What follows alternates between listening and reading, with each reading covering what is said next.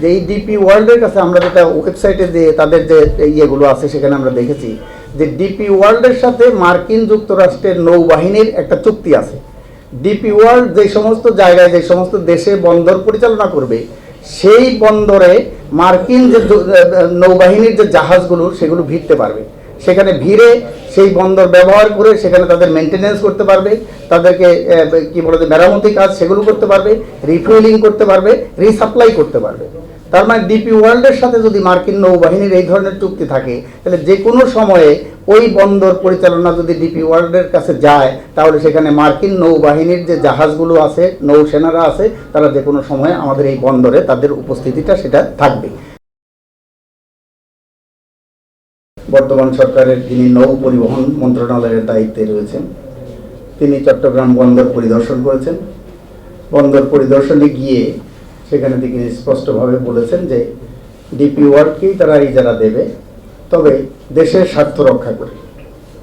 কিন্তু আমরা সেটা নিয়ে বন্দর সংশ্লিষ্ট যারা আছেন এবং দেশের রাজনৈতিক দল সহ অপরাপর স্টেক হোল্ডার যারা আছেন তাদের সাথে এই বিষয় নিয়ে কোনো ধরনের আলোচনার উদ্যোগ আমরা দেখলাম না। তাহলে জাতীয় স্বার্থটা কিভাবে কারা নিশ্চিত করবে সেটা আমরা বুঝতে পারছি না। এবং সবচেয়ে বেশি অবাক লাগে যে গত 4 তারিখে জুন মাসের, আজকে তো 7 তারিখ, সেখানে নৌ পরিবহন মন্ত্রণালয় থেকে 3 ঘন্টার ব্যবধানে 2টা চিঠি বন্দর কর্তৃপক্ষের কাছে পাঠিয়েছে। প্রথম চিঠিতে বলা হয়েছিল যে ডিপি ওয়ার্ল্ডের সাথে সেখানে যে চুক্তির প্রক্রিয়া চলছে ইজারা চুক্তির সেটাকে এগিয়ে নিয়ে যাওয়ার জন্যে, এবং বলা হয়েছিল যে হয় এগিয়ে নাও তা না হলে বাতিল করো। 3 ঘন্টার ব্যবধানেই আবার সেখানে নৌ মন্ত্রণালয় থেকে চিঠি গিয়েছে বন্দর কর্তৃপক্ষের কাছে যে এটা সম্পূর্ণ তোমাদের উপর দায়িত্ব দেওয়া হলো এবং তোমরা এই চুক্তিটা সম্পাদন করার ব্যাপারে যথাযথ উদ্যোগ গ্রহণ করো। তার মানে আগেরটা 2টা অপশন ছিল যে চুক্তি সম্পাদন করো অথবা বাতিল করো, যে কোনো একটা করো। আর দ্বিতীয় চিঠিতে আছে সেটা বাতিল করার কোনো বিষয় নাই, চুক্তি করার ব্যাপারে তোমরা অগ্রসর হও এবং সেটা চুক্তি সম্পাদন করো, যে প্রক্রিয়াটা অবলম্বন করো। এখানে উদ্বেগের বিষয় যে এত তাড়াহুড়া কেন? অন্তর্বর্তীকালীন সরকারের সময়ও যেটা তাড়াহুড়া করেছিল এবং এই নির্বাচিত সরকারের আমলেও এত তাড়াহুড়া করার তো কোনো ব্যাপার নেই যে আমাদের এইটা আজকে কালকে পরশু বা 1 মাসের মধ্যে এই চুক্তিটা না করলে, এটা ইজারা না দিলে আমাদের বন্দরের যে কার্যক্রম সেটা বন্ধ হয়ে যাবে, এরকম তো না। কারণ ইতিমধ্যে শুনলেন যে এটা লাভজনক প্রতিষ্ঠান। এখানে তথ্যপত্র দিয়ে হাসান মারুফ, রবি, রাশেদ বা অন্যান্যরা বললেন যে এটা আমাদের লোকসানি কোনো প্রতিষ্ঠান না, লাভজনক প্রতিষ্ঠান। তাহলে লাভজনক প্রতিষ্ঠানটা কেন আমরা বিদেশি কোম্পানির কাছে দেব? এটা একটা প্রশ্ন। দ্বিতীয় প্রশ্ন হলো যে বিদেশি বিনিয়োগ হলেই সেটা যে আরও লাভজনক হবে, দক্ষতা বাড়বে, এটার কোনো গ্যারান্টি নেই। সেগুলো হাসান মারুফ, রুমি সেটা বলেছেন, এটা আমি আর রিপিট করতে চাই না। কারণ অন্যান্য দেশের বন্দরগুলো, সিঙ্গাপুরের বন্দরের সাথে আমাদের বাংলাদেশের বন্দর এটা কিন্তু তুলনা করা যায় না।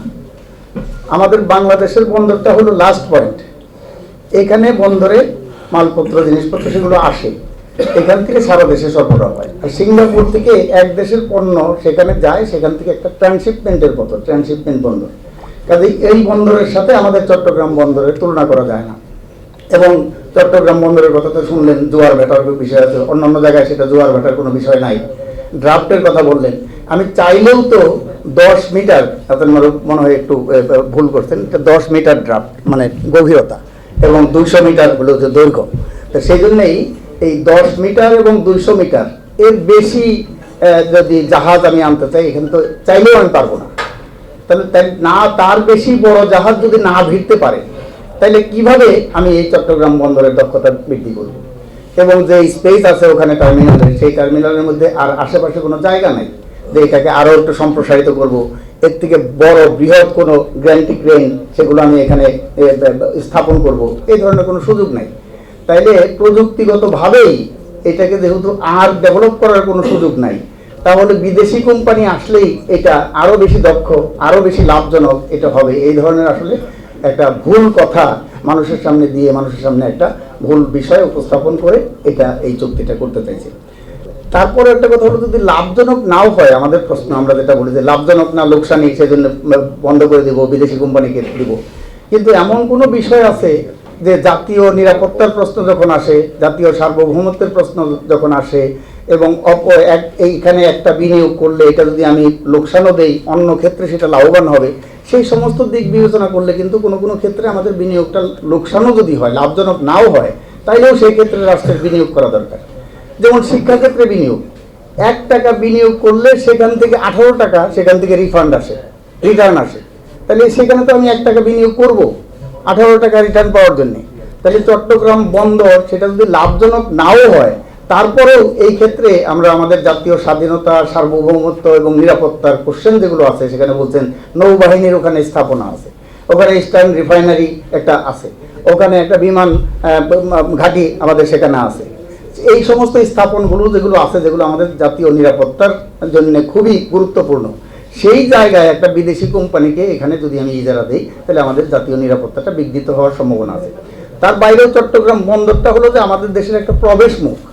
এই প্রবেশ মুখে আমি অন্য কারো উপস্থিতি, সেই উপস্থিতিটা নিশ্চিত করতে পারি না। বলছে যে ডিপি ওয়ার্ল্ড 40টা দেশে, সেখানে 40টা বন্দর সেখানে তারা পরিচালনা করে।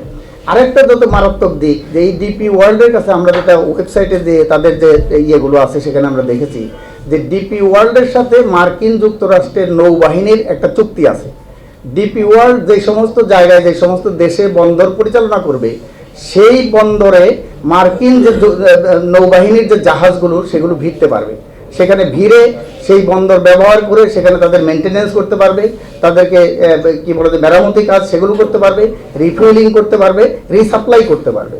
তার মানে ডিপি ওয়ার্ল্ডের সাথে যদি মার্কিন নৌবাহিনীর এই ধরনের চুক্তি থাকে, তাহলে যে কোনো সময়ে ওই বন্দর পরিচালনা যদি ডিপি ওয়ার্ল্ডের কাছে যায়, তাহলে সেখানে মার্কিন নৌবাহিনীর যে জাহাজগুলো আছে, নৌসেনারা আছে, তারা যে কোনো সময়ে আমাদের এই বন্দরে তাদের উপস্থিতিটা সেটা থাকবে। তাহলে এই ধরনের একটা ঘটনা যেখানে আসে, সেই ক্ষেত্রে এই ডিপি ওয়ার্ল্ডের কাছে আমাদের যে এই চট্টগ্রাম বন্দরের যে নিউ মেরিন কন্টেইনার টার্মিনাল, সেটা ইজারা দেওয়া মোটেও যুক্তিসঙ্গত হবে না, এবং দেশের মানুষ সেটাকে মেনে নেবে না। আমাদের জাতীয় স্বাধীনতা এবং সার্বভৌমত্ব, নিরাপত্তা সেটা হুমকির মুখে পড়বে। দ্বিতীয় কথা হলো যে লালদিয়া বন্দরের কথা বলছেন, এবং এখানে পানগাঁও কন্টেইনার টার্মিনাল, এখানে পানগাঁও কন্টেইনার টার্মিনাল তো আমাদের নিজেদের টাকায় করা, নিউ মেরিন কন্টেইনার টার্মিনাল নিজেদের টাকায় করা। তাহলে এই নিজেদের টাকায় করে আমরা কেন বিদেশি কোম্পানিকে সেগুলো ইজারা দেবো?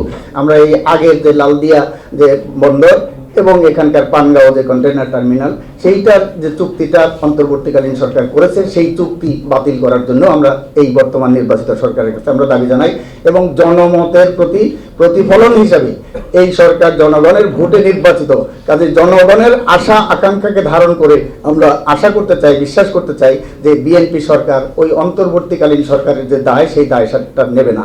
এখানে অনেকে বলছেন যে শুধুমাত্র এই বন্দর না, এখানে মার্কিন যুক্তরাষ্ট্রের সাথে যে বাণিজ্য চুক্তি করেছে, এবং এরপরে বিএনপির জনাব তারেক রহমান নির্বাচিত হওয়ার পরে মার্কিন যুক্তরাষ্ট্রের প্রেসিডেন্ট 18ই ফেব্রুয়ারি একটা অভিনন্দন বার্তা পাঠিয়েছিলেন, আপনাদের স্মরণে আছে। সেই অভিনন্দন বার্তার মধ্যে যতটা না অভিনন্দন বার্তা, ততটা তার চেয়ে বেশি হলো মার্কিন যুক্তরাষ্ট্রের সাথে যে বাণিজ্য চুক্তি সম্পাদন করেছে, সেই চুক্তির কার্যক্রমকে এগিয়ে নেওয়া, এবং এই উপমহাদেশে দক্ষিণ পূর্ব এশিয়ায় এখানে জাতীয় নিরাপত্তা, সামরিক এবং প্রতিরক্ষা যে চুক্তিগুলো করার জন্য মার্কিন যুক্তরাষ্ট্র গত 10 বছর ধরে বাংলাদেশকে চাপ দিয়ে আসছে, সেই চুক্তি সম্পাদন করার জন্য তিনি এটা আগ্রহ প্রকাশ করছেন এবং তাগিদ দিয়েছেন। এবং সেটা কি, এটা জিসুমিয়া নামে একটা চুক্তি আছে এবং আকসা নামে একটা চুক্তি আছে। জিসুমিয়ার মাধ্যমে হলো যে বাংলাদেশের সেনাবাহিনী এবং আমেরিকার সেনাবাহিনী তাদের যে গোয়েন্দা তথ্য, সেগুলো আদান প্রদান করবে এক দেশ অপর দেশের কাছে, এবং মার্কিন যুক্তরাষ্ট্র এবং বাংলাদেশের সেনাবাহিনী, নৌবাহিনী, বিমান বাহিনী তারা একটা জয়েন্ট যে এক্সারসাইজ, সেই এক্সারসাইজগুলো সেখানে করবে। অর্থাৎ মার্কিন সেনাবাহিনীর যে উপস্থিতি, সেই উপস্থিতি বাংলাদেশে থাকবে, এবং বাংলাদেশের বন্দর আকসা, সেই আকসার মাধ্যমে হলো যে বাংলাদেশের বন্দর এবং বাংলাদেশের বিমান ঘাঁটিগুলো, সেগুলো মার্কিন যুক্তরাষ্ট্রের নৌবাহিনী এবং বিমান বাহিনী তারা সেটা ব্যবহার করতে পারবে। এই ধরনের চুক্তি করার জন্য মার্কিন যুক্তরাষ্ট্রের পক্ষ থেকে প্রতিনিয়ত সেটা চাপ দেওয়া হচ্ছে। এবং আমাদের দেশে এইটার পত্রপত্রিকা, আমাদের সাংবাদিক বন্ধুরা এবং পত্রপত্রিকার মালিকরা সেই ধরনের কোনো খবর সেগুলো পরিবেশন করছে না। আমরা ইউক্রেনের যে সংবাদপত্র সেটা থেকে জানতে পারি, আমরা শ্রীলঙ্কার যে সংবাদপত্র সেই সংবাদপত্র থেকে সেই খবর জানতে পারি, আমরা ভারতের যে সংবাদপত্র সেই সংবাদপত্রের মাধ্যমে সেই সংবাদ জানি। দুঃখের বিষয় আমাদের দেশের কোনো সংবাদপত্র, কোনো ইলেকট্রনিক মিডিয়া, প্রিন্ট মিডিয়া এই ধরনের যে সংবাদ সেই সংবাদগুলো পরিবেশন করে না। সেই জন্যই বাংলাদেশ একটা খুবই জটিল এবং ভয়ঙ্কর একটা সময় সেটা অতিবাহিত করছে। এখানে আপনারা দেখছেন যে কয়েকদিন যাবৎ এখানে বাংলাদেশের সীমান্তে এক ধরনের যে বিষয় সেগুলো চলছে, যে ভারতের পক্ষ থেকে যে পুশিং করার যে ব্যবস্থা। এখানে বাংলাদেশে আধুনিক বিশ্বে, গণতান্ত্রিক দেশে প্রত্যেকটা দেশের সাথে প্রত্যেকটার একটা সমঝোতামূলক, একটা সম্মানজনক, মর্যাদাপূর্ণ যে সম্পর্ক সেই সম্পর্ক থাকে। সেখানে বাংলাদেশের মানুষ এক দেশের মানুষ আরেক দেশে যায়, কর্মসংস্থানের জন্য যায়, বিভিন্ন কাজের জন্য যায়। তাহলে এখানে সমস্ত দরিদ্র মানুষ, শ্রমজীবী মানুষ, মেহনতি মানুষ, তাদেরকে নানাভাবে, যেমন বাংলা ভাষায় কথা বললেই তারা বাঙালি হয়ে যাবে, তারা তো পশ্চিম বাংলারও বাঙালি হতে পারে, আসামেরও হতে পারে। তার মানে এই ধরনের যে পুশিং করার মধ্য দিয়ে দুই দেশের সম্পর্ক, সেই সম্পর্কের যে অবনতি, সেই অবনতি ঘটানোর জন্য চেষ্টা করছে এই গরিব সাধারণ মানুষের পক্ষ থেকে। আমরা চেষ্টা করব, যদি সত্যি সত্যিই কোনো বাংলাদেশি নাগরিক সেখানে থেকে থাকে, তাহলে সেটার একটা নিয়ম আছে, আইন আছে, আইন কানুন, নিয়ম কানুন সেগুলো মেনেই বাংলাদেশ সরকারের কাছে তারা সেটা আবেদন করবে এবং সেই আবেদনের প্রেক্ষিতে বাংলাদেশ সরকারের কাছে তারা হস্তান্তর করবে। তার মানে বাংলাদেশ সরকারও তাদেরকে গ্রহণ করবে। তাহলে এই জায়গায় না গিয়ে দুই দেশের যে বিজিবি, সীমান্তরক্ষী বাহিনী, তাদের বন্দুকের নলের মুখে তাদেরকে নোম্যান্স ল্যান্ডের মধ্যে এনে অমানবিক এবং মানবেতর যে জীবনযাপন, সেই জীবনযাপন বাধ্য করছে। এই ঘটনাগুলোও কিন্তু আমাদের দেশের জন্য খুবই উদ্বেগজনক এবং ভারত বাংলাদেশ যে সম্পর্ক সেই সম্পর্কের জন্য উদ্বেগজনক। এই সামগ্রিক পরিস্থিতিতে এখানে এই যে বন্দরের কন্টেইনার টার্মিনাল, যেটা আমরা আশা করব সেগুলো যাতে জানা যায় এবং আন্তর্জাতিক যে পররাষ্ট্র বিষয়ক যে নীতিগুলো, সেইগুলোর ব্যাপারেও স্বাধীন যে একটা পররাষ্ট্র নীতি, নতজানক পররাষ্ট্র নীতি, সেটা পরিহার করে স্বাধীন একটা রাষ্ট্র হিসাবে, স্বাধীন জাতি হিসাবে আমাদের একটা স্বাধীন যে পররাষ্ট্র নীতি, সেই পররাষ্ট্র নীতি অনুযায়ী দেশ পরিচালনা করবে, সেই আহ্বান জানিয়ে সবাইকে ধন্যবাদ জানিয়ে আমি আমার কথা শেষ করছি। সবাইকে ধন্যবাদ। changeTV.press, এক ফোঁটা হলুদ নেই।